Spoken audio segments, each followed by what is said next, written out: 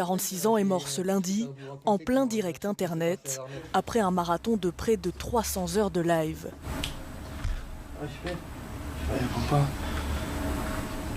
Raphaël a fait un arrêt cardiaque dans son sommeil. Et comme on était en live 24 heures sur 24, tout a été filmé. Et JP, c'était notre ami, notre collègue de boulot et un frère. C'est l'acte final d'une histoire sordide. D'abord connu pour des vidéos humoristiques et de jeux vidéo, Jean Portmanov participe à partir de 2023 à des contenus de plus en plus problématiques. Dans des vidéos diffusées en live sur la plateforme Kik, il est humilié, frappé, étranglé par ses acolytes, le tout devant des milliers de spectateurs qui payaient pour encourager les sévices.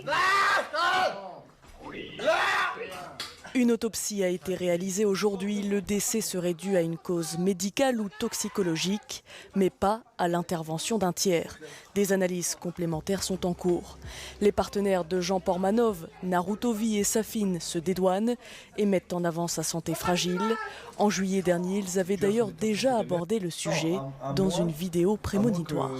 Qu'il se fasse caméra là maintenant, que si demain il meurt en plein live, c'est dû à son état de santé de merde et pas à nous. Non. Comme ça, non, rien du tout.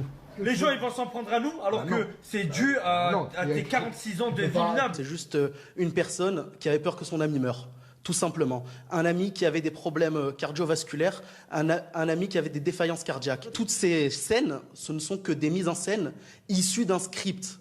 L'année passée, une enquête avait déjà été ouverte face aux violences de ces vidéos. Interrogé, Jean Portmanov avait alors confirmé être consentant. Mais les enquêteurs avaient noté qu'un important lien financier l'unissait aux autres vidéastes. La responsabilité de la plateforme Kik est aussi questionnée. Nous sommes arrivés au point de non-retour de l'absolue irresponsabilité des hébergeurs de contenu. Pour éviter qu'il y ait des nouvelle tragédie comme celle-là, il y a une vraie question à se poser sur la régulation de ces plateformes. Et il est bien évident que si la loi était plus contraignante pour ces plateformes-là regarderaient à 2 fois les chaînes qu'elles acceptent de voir diffuser sur leur circuit et qu'on n'en arriverait pas là.